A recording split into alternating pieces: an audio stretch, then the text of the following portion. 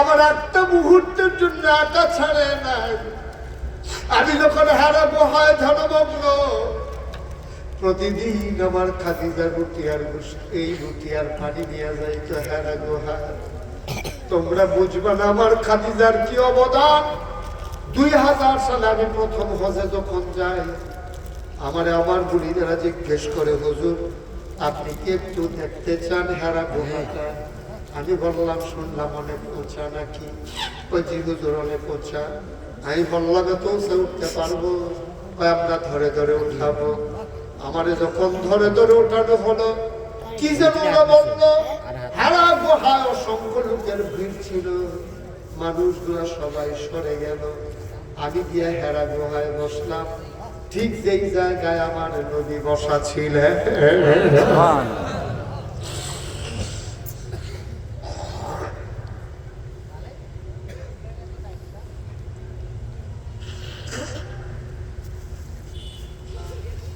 আমি যখন বসলাম, আমার চোখে দিয়া টপ টপ করে পানি পড়তেছিল।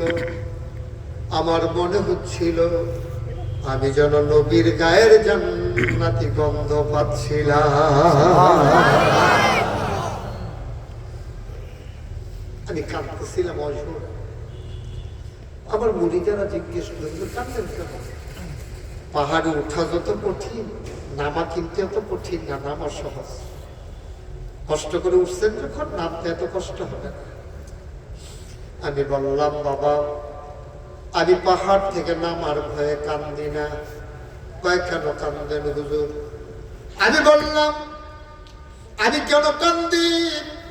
শুনো শুনো শুনো, 1500 বছর আগে আমার নবী যখন হেরা গুহায় ধ্যানমগ্ন, প্রতিদিন সকালে বিকালে আমার 55 বছরের বুড়া আম্মা, 55 বছর তখন আম্মা জান খাদিজার বয়স।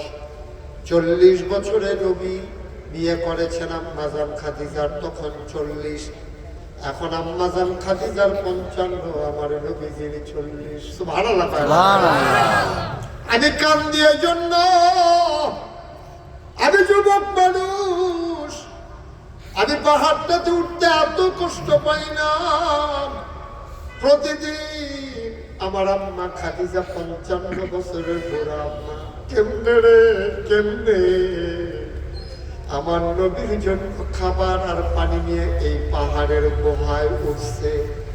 কাবিলার মানুষ, নামতলার মানুষ, মণিপুরের মানুষ, বেজবাড়ির মানুষ, বনশাসনের মানুষ, সৈয়দপুরের মানুষ, কালাকচুয়ার মানুষ।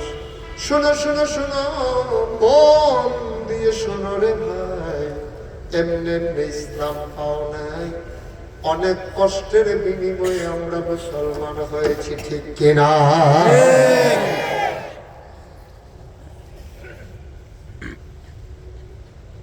আম্মা জান খাদিজার ইন্তেকাল হয়ে গেল, কথা মনে আছে না? একজন একজন করে সব চলে যায়। নবীজি আম্মা জান খাদিজার জান্নাতুল মুআল্লা, মাকবারাতুল মুআল্লা, মক্কার কবরস্থান, আম্মা জান খাদিজার কবরের পাশে দাঁড়িয়ে আছেন। একজন আর মানুষ নাই, মানুষ আছেন মাত্র 2 জন, আল্লাহর নবী আর আবু বকর সিদ্দিক রাদিয়াল্লাহু তাআলা আনহু। নবীজি কাঁদতেছেন দাঁড়াইয়া দাঁড়াইয়া, খাদিজা খুবই আছে কবরের ভেতরে।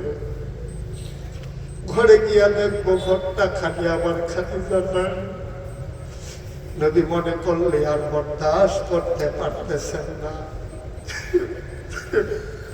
ঘরে গিয়া দেখবো ঘরটা